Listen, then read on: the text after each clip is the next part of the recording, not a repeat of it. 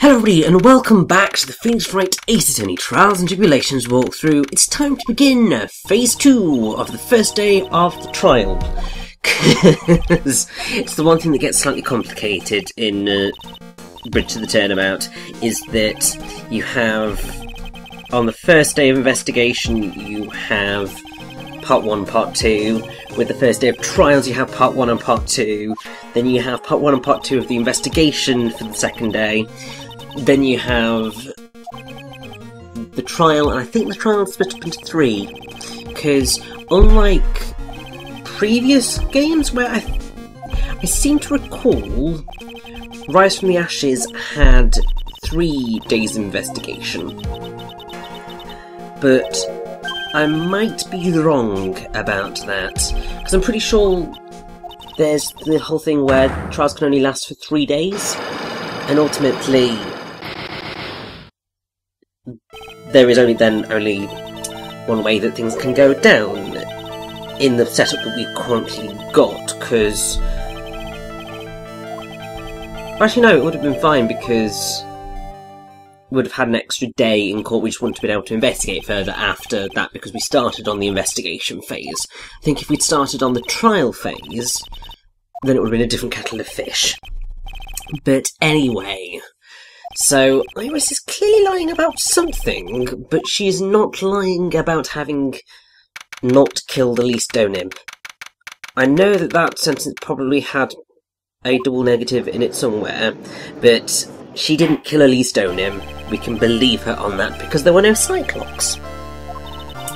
Which just begs the question, what is she hiding? And, oh dear. I think, yes, that the judge is correct that Larry was trying to draw Franziska. It's probably not the smartest of moves, because, you know, she's got a whip and she's terrifying. But I do find this bit of the trial to just be so much fun. Because obviously Larry's a nutter, and everything he does not make sense, because he's just a little bit crazy.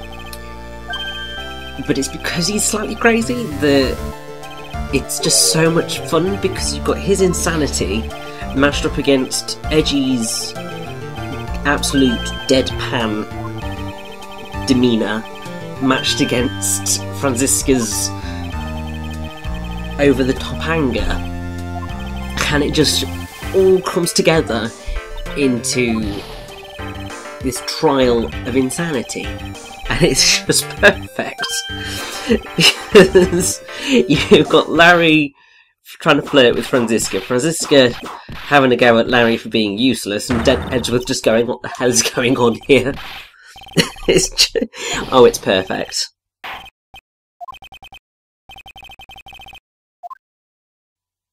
But anyway, Larry's testimony is very, very intriguing in this case. I don't know whether we are going to force him to reveal that he was blackmailing Iris, or wasn't blackmailing her, he sent her a love letter that was actually blackmail to get her to come to meet him. Because, yeah, if we can avoid that would be decent. Because there's no need. But yes, Edgy is definitely correct that Larry's a nuisance, and he may finally be realising it, thank God. Although, to be fair, it does make you feel sorry about the poor schmuck. Because, just think, if you've been involved in this many murder cases, even just on the sidelines, it's kind of a bit worrying. And also, you know, all the failed relationships he's had because he's certifiably nuts. And come off it, Larry, you know that's a lie, because you met Nick there, you div.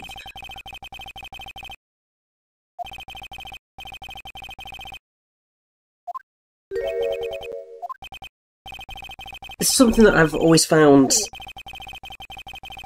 it's quite fascinating, to be fair, about courtrooms, and I know that if potentially one day I will see the inside of a courtroom as part of the jury, because in the UK at least,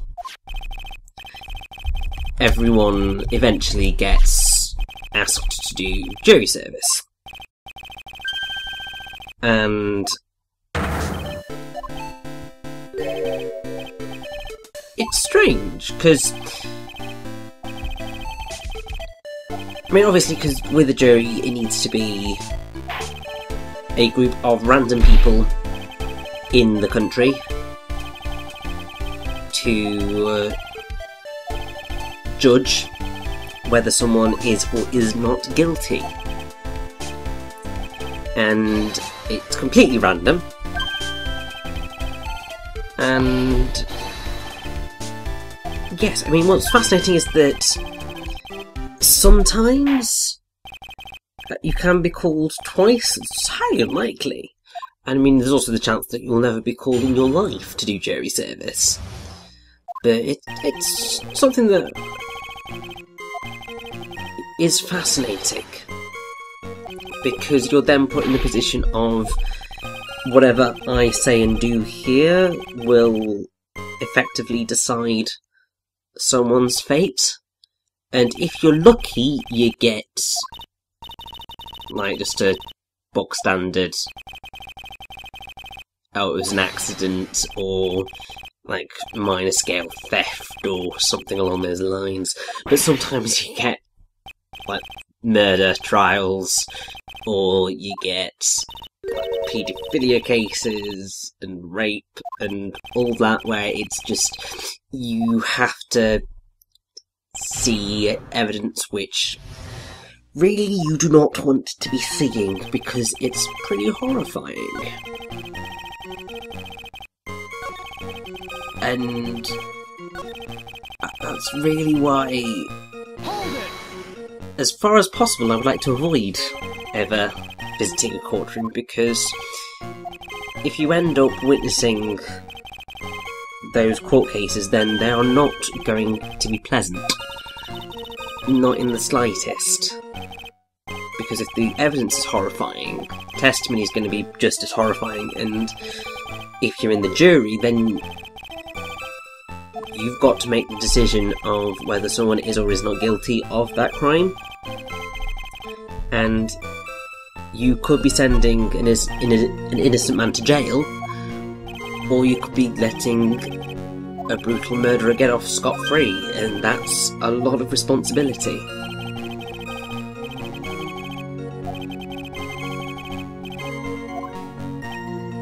I got really serious there for a moment.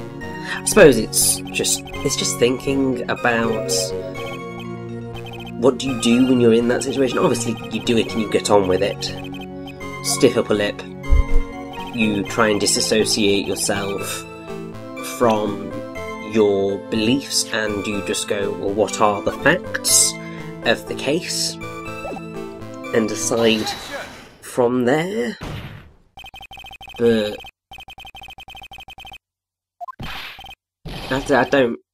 I'm not looking forward to the day that I potentially have to do jury service, because knowing my luck, I'd end up with something pretty horrific. And while I've got, I've done reasonably well at having a quite steely stomach with regards to gore and horror as of late.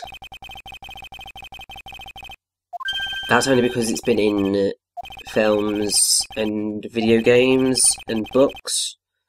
I don't know whether I would cope quite so well if it was more, if I witnessed it in reality. Because then you can't necessarily disassociate yourself from the incident, and that's where you're potentially going to make judgments that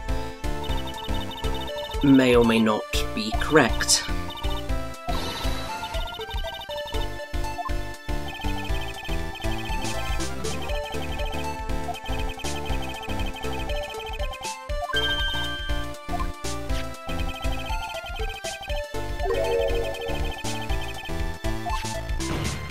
And yes, once again, I don't know why nobody's doing their maths here.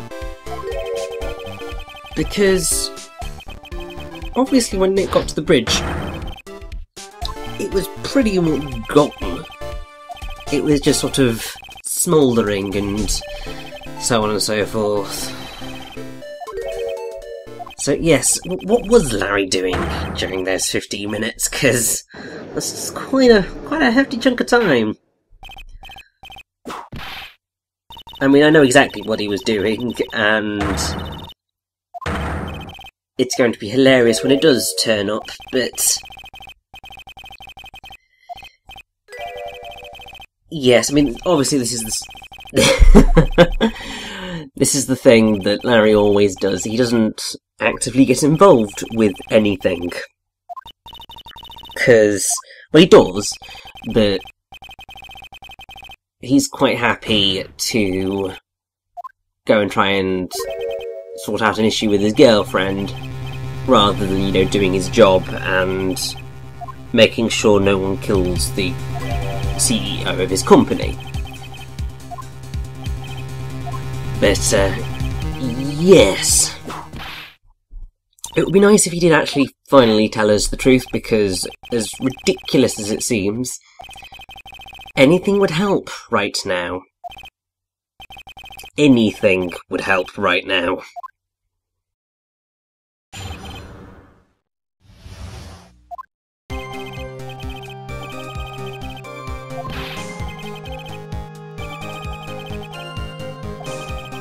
So, he was painting and sketching, which explains a lot. But, I mean, you'd still think, phone the police and the fire service, because, you know, burning bridge, gonna need the fire service. But, and then you'd go paint, but then I suppose Larry's not the sharpest tool in the shed. And he's looking kind of glum, but his finger's not at his thumb. In the shape of an L on his forehead. Well, it's gonna be blooming soon, isn't it?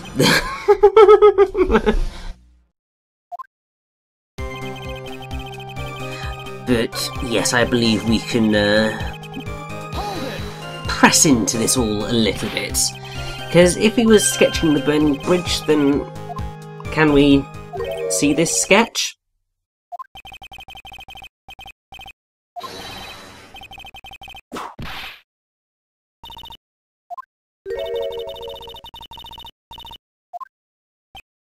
Oh, this is going to be nuts.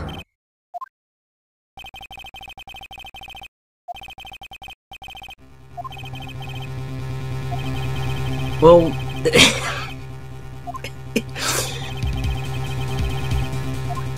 yes, the entire world may be changed by what is depicted there, but we still need to see it because we've not really got many leads right now, and this could actually prove to be a decisive piece of evidence.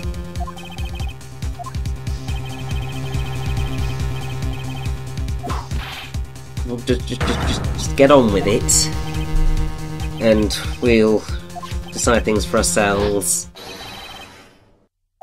Oh.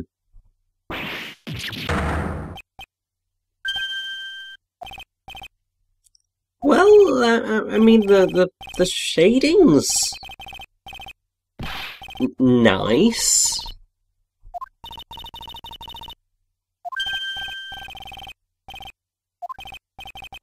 And,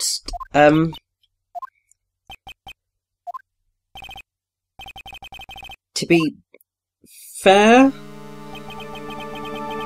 probably a child could do that.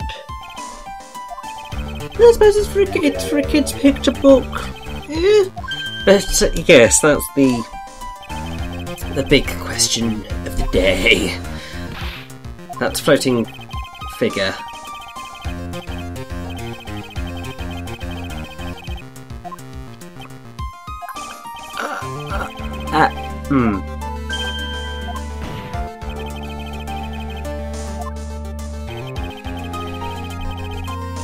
So, Iris flew.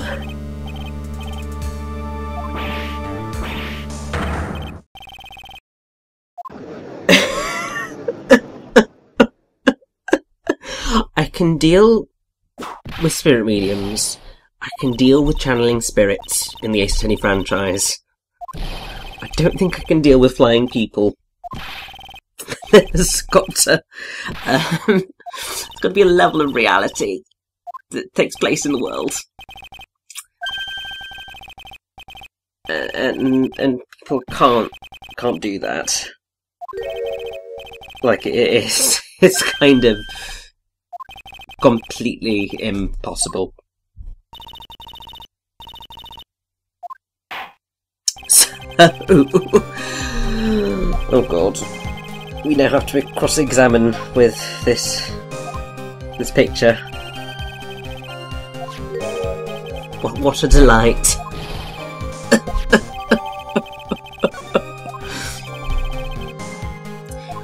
And also, this is another reason why I do really like this case, because of this picture.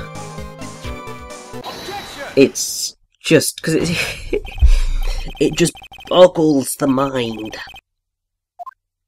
And actually, the whole thing with the picture, you can probably figure out relatively quickly if you've retained some of the information about the location that we have been working with. But thankfully we can easily prove that physically could not have been Iris. Because obviously she gave Nick her hood.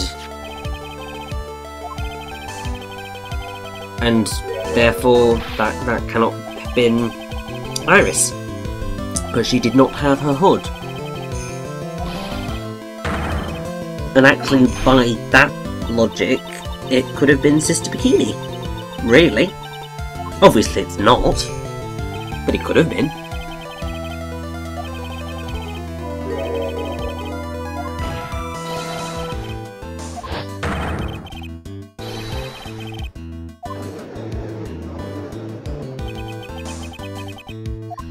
Oh, poor Larry. He's ever so slightly delusional, and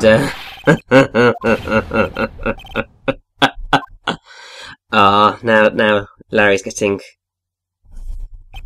very, very, very jealous that Iris and Nick have a thing going on. Because clearly they are. They've got a little some. A little bit of a nice chemistry going on, I feel. And oh god, it's gonna get worse.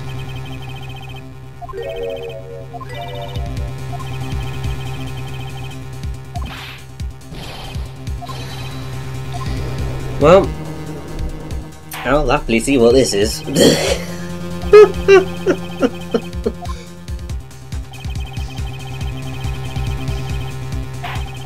I mean, I've always thought that the superpower of flying was always quite an exciting one.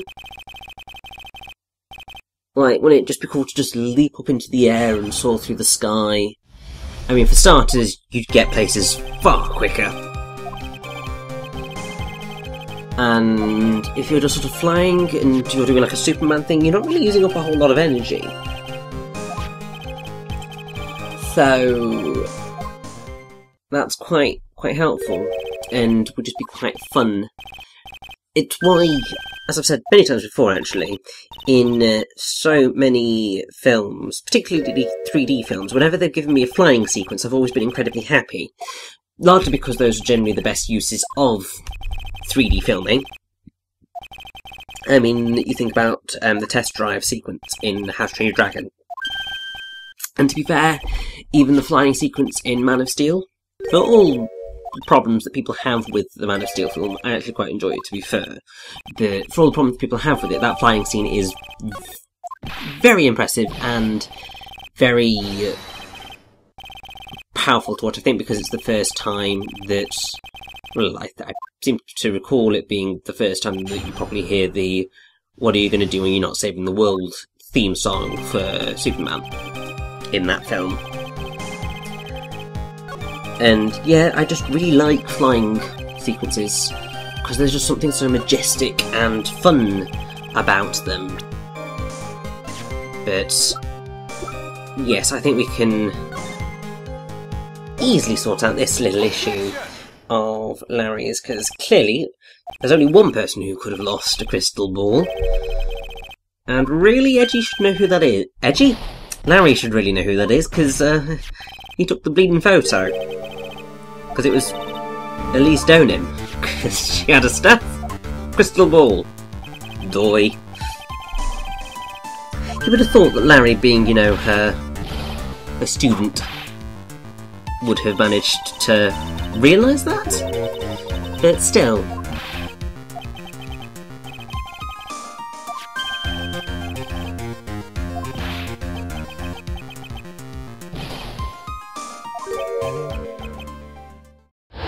Which actually suggests that the flying figure was in fact Elise Donim.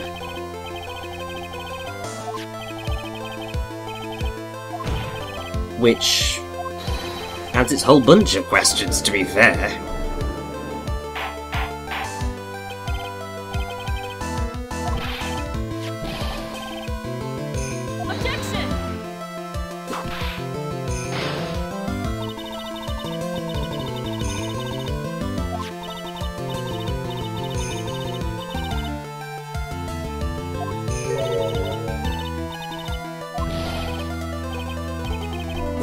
Well, you see, this is the thing, even though it's physically impossible for someone to fly like that, like it's expected to be, unless, you know, you're doing Legend of Zelda Breath of the Wild stuff where you're using your paraglider to catch an updraft from flames and soaring over like that. Yeah, you're not going to make it across that bridge by flying, because, well, we haven't seen anybody fly in this universe, apart from, actually, to be fair, Mask to Mask, because he seemed to be flying, and also Max Galactica in Justice for All, he seemed to be able to fly. But probably just smoke and mirrors most of that.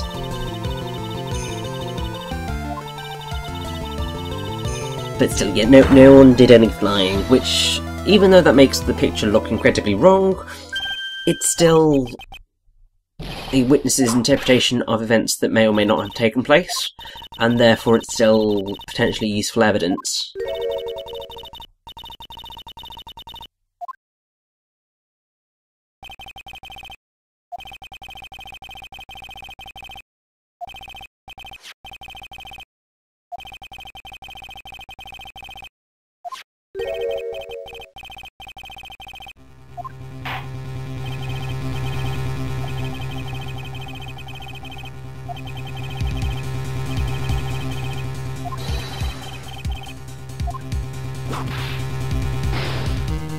So, let's try and prove that, well, to be fair, actually, we can prove that the crystal ball was dropped before the murder. Well, tell a lie, we can't necessarily prove that it was dropped before the murder, because we don't truly know when the murder took place.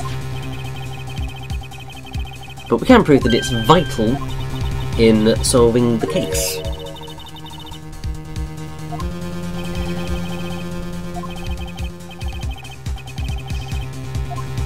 And this is another quite nice touch, is that Edge actually starts using Nick's own tactics, which is quite fun.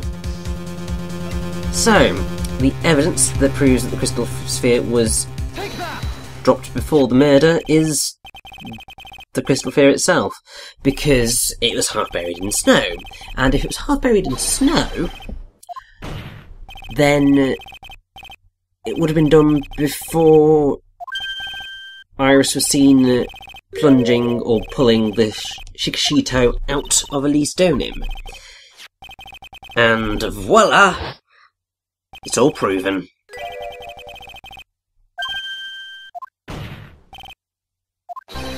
And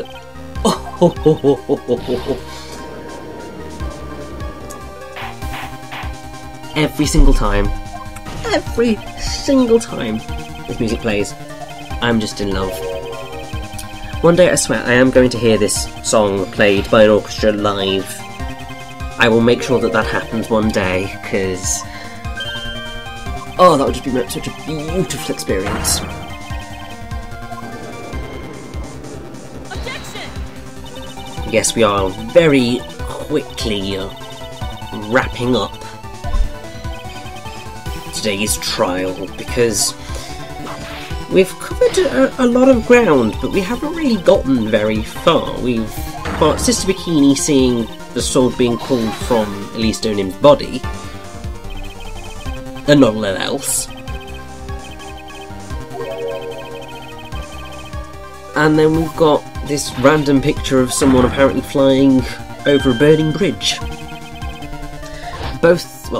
And all of the evidence and testimony that we've got points towards something very, very, very different having taken place to what has been suggested. Which therefore means that, really, we need more days to investigate this, because none of it makes sense, and none of it will make any more sense until we get more evidence, and, you know, until we rescue Maya, because she's still stuck on the other side of that broken bridge. Kinda need to rescue her, you know?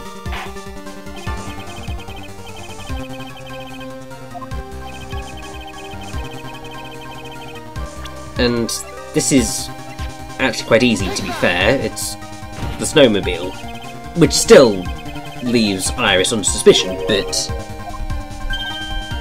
it changes the location of the crime and therefore suggests that even if she was involved in the murder, she didn't necessarily do the murder. Which immediately shifts the whole situation.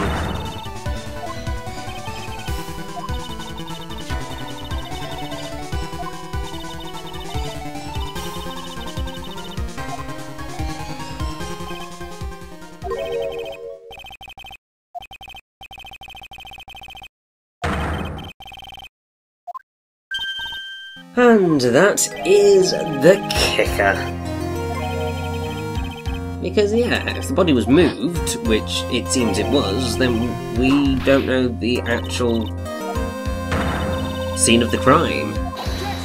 And if we don't know where the actual crime took place, then really, what can we do with what we've got?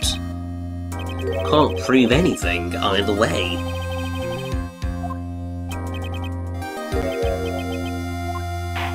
And yes, as ludicrous as Larry's testimony was, it still has some merit.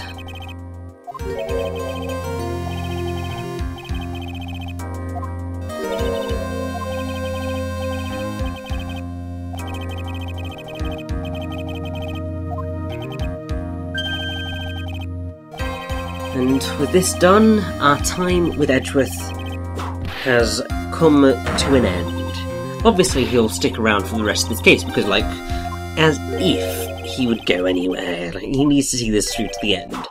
Otherwise, yes, would not be very impressed with him, let's put it that way.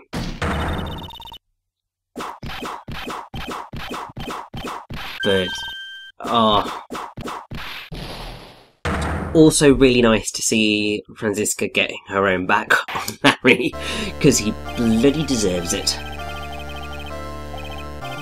But there we go.